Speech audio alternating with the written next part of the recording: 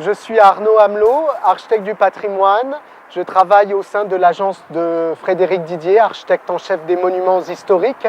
Et donc j'ai eu la chance de participer à cette opération de restauration sur le portail sculpté de l'Hôtel de la Guerre, actuellement direction centrale de l'infrastructure de la Défense. Ça a été un chantier très riche et passionnant puisque j'ai été amené à travailler avec des entreprises très spécialisées dans le monde de la restauration du patrimoine et puis à avoir aussi des contacts privilégiés, très rapprochés avec ma maîtrise d'ouvrage et puis les utilisateurs, les services qui sont en charge de ce bâtiment.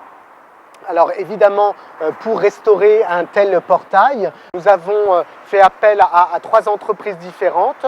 Une entreprise de restauration de maçonnerie, pierre de taille, une entreprise spécialisée dans la restauration des sculptures et puis une entreprise spécialisée dans la restauration des menuiseries et sculptures menuisiers. Mon travail a consisté, en accord avec la maîtrise d'ouvrage, de sélectionner les entreprises qui allaient travailler sur ce chantier, de suivre et de piloter l'opération, donc non seulement d'assurer la coordination entre chaque corps d'État, mais aussi d'assurer la continuité des protocoles de restauration qui avaient été mis en œuvre lors de l'étude et lors du dossier de consultation. Tout un travail aussi de vue sur ces avancements de chantier et une fois que les travaux étaient terminés, d'assurer la réception des ouvrages par rapport donc aux commanditaires. Donc ça, 6 mois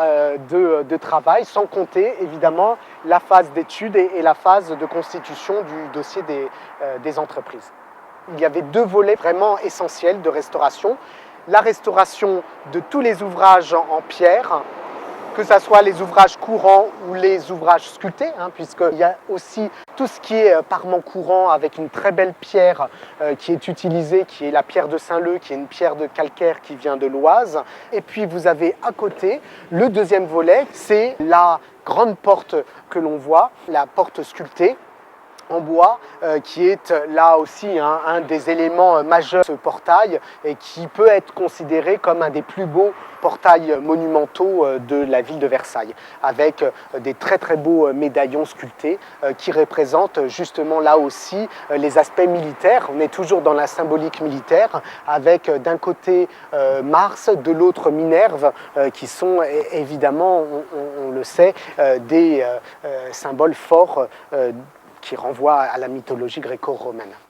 La restauration de ces grands groupes sculptés, qui sont des éléments tout à fait massifs, et qui ne sont pas monolithes puisqu'ils sont constitués de plusieurs assises de pierre, mais qui sont des énormes volumes de pierre, tous ces ouvrages ont fait l'objet d'une étude très poussée en vue de leur restauration. On a besoin d'avoir des renseignements de tout type sur l'état de conservation des ouvrages sculptés et aussi de connaître un petit peu leur histoire.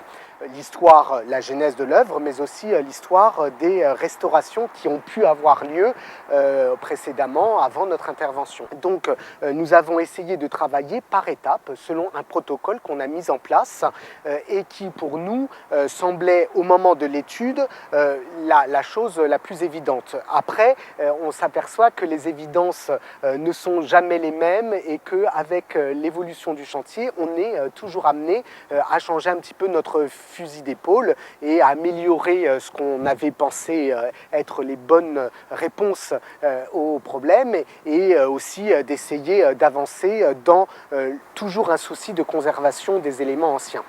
Donc on était confronté à plusieurs problèmes, à la fois effectivement de l'érosion des parties sculptées qui évidemment ont tendance à se désagréger avec la pluie, avec l'érosion comme je le disais, et puis il y a aussi le problème des couches pelliculaires qui viennent se surajouter.